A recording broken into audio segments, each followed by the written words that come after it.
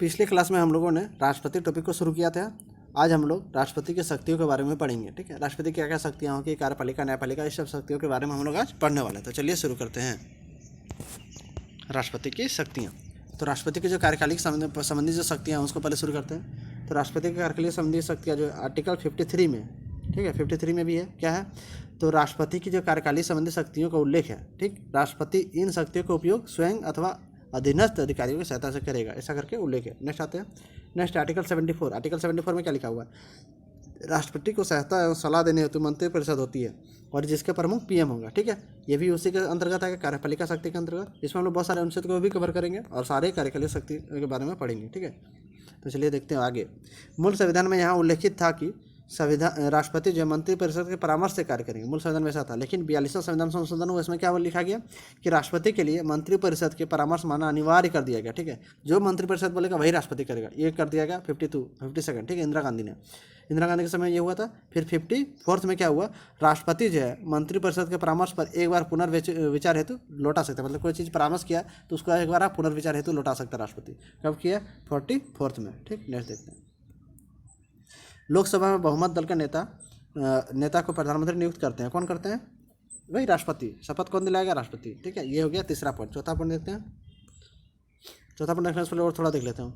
राष्ट्रपति द्वारा प्रधानमंत्री की शपथ जैसे शब्दावली संविधान में लिखित नहीं है। ठीक है, ऐसा नहीं लिखा है कि राष्ट्रपति प्रधानमंत्री को शपथ दिलाएगा, लेकिन इसमें लिखा हुआ है कि आपका ये चीज़ लिखा हुआ है, लोकसभा में बहुमत दल के नेता को प्रधानमंत्री नियुक्त करेंगे और उन्हें शपथ दिलाएंगे, ऐसा लिखा हुआ है। ठीक, नेक्स्ट देखते हैं।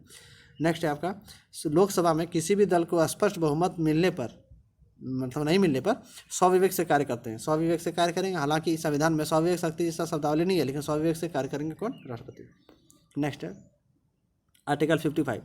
नेक्स्ट है पॉइंट नंबर 4, आर्टिकल 75 में क्या है, राष्ट्रपति प्रधानमंत्री की सलाह पर अन्य मंत्रियों की नियुक्ति करेंगे। ठीक है, प्रधानमंत्री की सलाह लेंगे और अन्य मंत्रियों की नियुक्ति करेंगे। नेक्स्ट है, राष्ट्रपति को प्रधानमंत्री द्वारा भेजी गई सूची के अनुसार मंत्रियों की नियुक्ति करनी होती है। नेक्स्ट है, मंत्रियों के विभागों का बंटवारा कौन करेगा, पीएम करेगा। विभाग का बंटवारा पीएम करेगा, राष्ट्रपति नहीं करने वाला इसमें। ठीक है, ये भी याद रखना। नेक्स्ट है, मंत्रियों के कार्य आवंटन का नियम जो है, कार्य आवंटन यानी कि एलोकेशन ऑफ बिजनेस रूल्स, इसको कौन बनाता है, तो राष्ट्रपति बनाता है। कार्य आवंटन का नियम ये बनाएगा, लेकिन नियुक्ति नहीं करेगा ये। और इसमें जो है ये है आपका 77 में, आर्टिकल 77 में। आर्टिकल 77 में और क्या है, संघ सरकार के सभी कार्य राष्ट्रपति के नाम से किए जाएंगे। ठीक है, संघ सरकार के जितने भी कार्य होगा वो राष्ट्रपति के नाम से किए जाएंगे। इससे यह भी स्पष्ट होता है कि राष्ट्रपति एक नाम मात्र का प्रमुख है। नेक्स्ट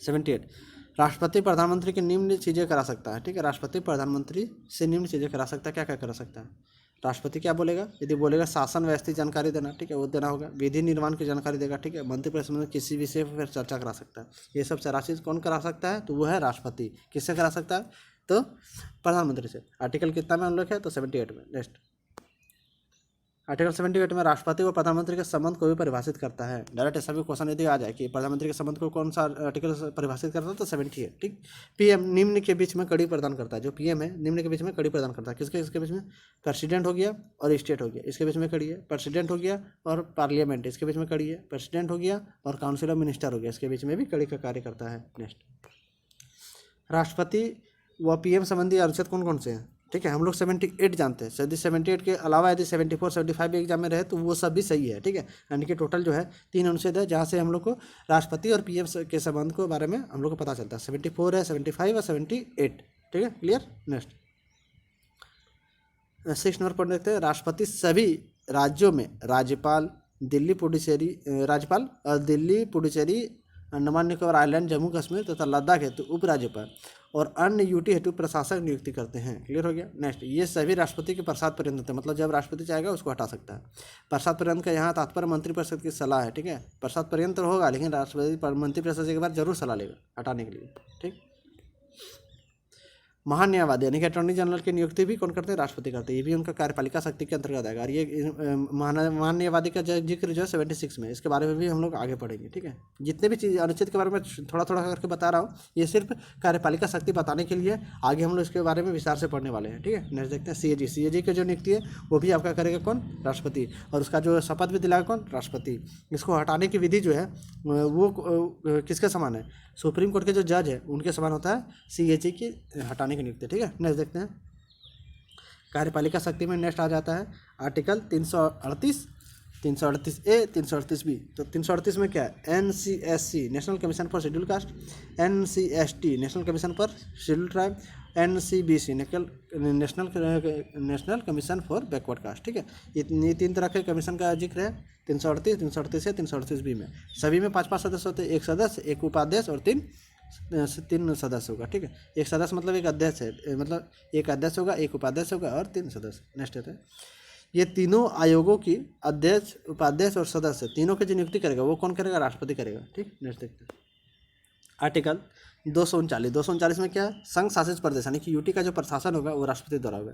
फिर आर्टिकल 339 में क्या, राष्ट्रपति जो है अनुसूचित क्षेत्रों के प्रशासन तथा अनुसूचित जनजाति के कल्याण अध्ययन हेतु आयोग का गठन करेंगे। ठीक, यहाँ तो हो गया। नेक्स्ट देखते हैं, नेक्स्ट है 1960 UN डेवर और दिलीप सिंह भुरिया अध्यक्षता में 2 आयोग गठित हुए थे। ठीक है, 2 आयोग गठित किया गया था इसी के संबंध में। अब नेक्स्ट देखते हैं अनुच्छेद 340 में क्या, राष्ट्रपति सामाजिक व शैक्षणिक दृष्टि से पिछड़े लोगों हेतु एक आयोग का गठन करेंगे। ठीक है, 340 में इसका जिक्र है। नेक्स्ट है, ये भी सभी इस कार्यपालिका शक्ति के अंतर्गत ही आते हैं ये सब।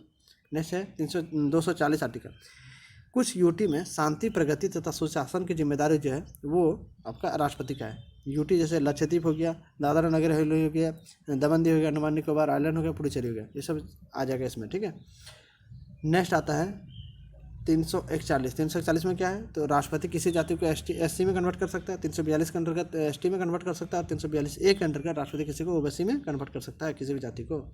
नेक्स्ट आता है 239 का AA। ठीक है, 239 का A मतलब 2 बार अमेंडमेंट हुआ था। दिल्ली CM की नियुक्ति जो है राष्ट्रपति करेगा, दिल्ली के सभी मंत्री राष्ट्रपति के प्रसाद पर्यंत रहेंगे। नेक्स्ट है संघ शासित प्रदेश एक्ट 1963। इसमें क्या था, इसके तहत जो है पुडुचेरी के CM व अन्य मंत्रियों की नियुक्ति राष्ट्रपति द्वारा होती है, इसका जिक्र है इसमें। ठीक है, और जम्मू कश्मीर जो है पुनर्गठन एक्ट जो 2019 में आया था, 2019 में, उसके जरिए जम्मू कश्मीर विधानसभा गठन के पश्चात CM व अन्य नियुक्ति की जाएंगी, वो भी राष्ट्रपति द्वारा ही किए जाएंगे। तो ये संघ शासित एक्ट के में नहीं आएगा, यह आएगा जम्मू कश्मीर पुनर्गठन एक्ट 2019 में। ठीक है, नेक्स्ट देखते हैं विभिन्न प्रकार की अन्य नियुक्तियां भी राष्ट्रपति द्वारा होता है। कौन कौन सा, सर्वोच्च न्यायालय व हाईकोर्ट के जज, महाधिवक्ता की, मुख्य निर्वाचन आयुक्त की, UPSC के अध्यक्ष, वित्त आयोग के अध्यक्ष, सैन्य बलों के अध्यक्ष व प्रमुख, विभिन्न दूतावासों के राजदूत, राजभाषा आयोग के अध्यक्ष, अल्पसंख्यक आयोग के अध्यक्ष, ये सब सभी का जो नियुक्ति होगा वो राष्ट्रपति द्वारा ही होगा। ठीक है, अब हम लोग पढ़ेंगे व्यवस्थिका संबंधी शक्तियाँ। व्यवस्थिका संबंधी शक्तियाँ में क्या क्या आएगा, तो वो आता है सबसे पहला संबंधी हम लोग इसमें पढ़ेंगे, संसद में राष्ट्रपति, राज्यसभा तथा लोकसभा में शामिल होते हैं।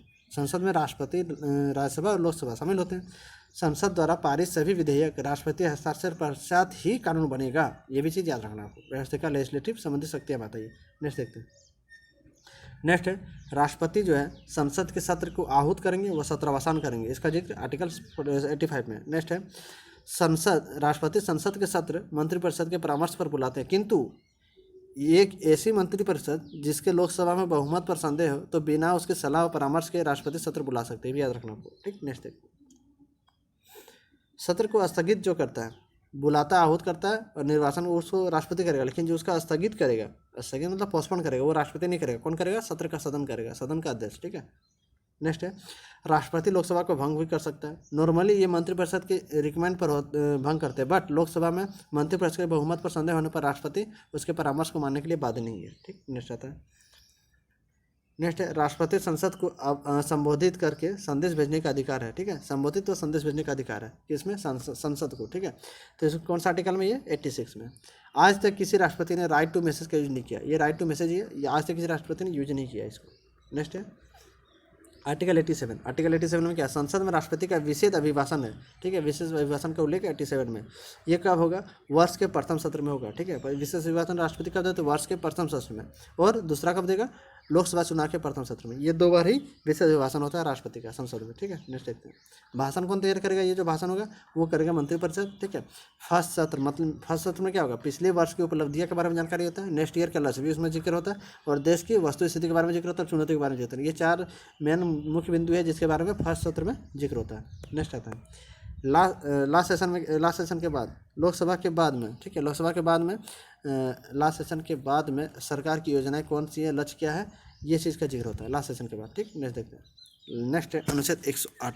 अनुच्छेद 108 में क्या, संसद के दोनों सदनों की संयुक्त बैठक जो है ज्वाइंट सिटिंग राष्ट्रपति बुलाते हैं। ठीक है, ज्वाइंट सिटिंग राष्ट्रपति बुलाते हैं, ये चीज़ समझ में आ गया। तो ज्वाइंट सिटिंग शब्द का उल्लेख है संविधान में, ज्वाइंट सेशन कहीं नहीं लिखा हुआ है, ये भी याद रखना है आपको।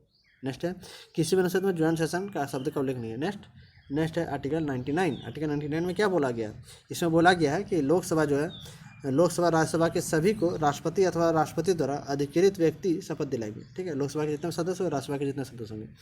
राष्ट्रपति लोकसभा के एक सदस्य को प्रोटेम स्पीकर नियुक्त करते हैं और फिर वो प्रोटेम स्पीकर पूरे लोकसभा सदस्य को शपथ दिलवाते हैं। नेक्स्ट है राष्ट्रपति द्वारा पारित विधेयकों पर संसद द्वारा पारित विधेयकों पर राष्ट्रपति हस्ताक्षर ये करेगा, साइन करेगा। साइन करने के बाद ही वो बिल जो है कानून बनेगा। ठीक, जब कोई भी बिल राष्ट्रपति के पास आता है तो राष्ट्रपति क्या क्या कर सकता है? या तो उसको स्वीकृति दे सकता है, क्लियर, एक बार पुनर्विचार हेतु लौटा सकता है। ठीक है, कि आप लोग फिर से सोच लीजिए कहीं गड़बड़ तो नहीं है। नेक्स्ट है रोक के रख सकते हैं, अर्थात ना तो स्वीकृति दें और ना ही इनकार करें। ठीक, नेक्स्ट है आर्टिकल 111, इसमें होता है विधेयकों पर अनुमति या स्वीकृति।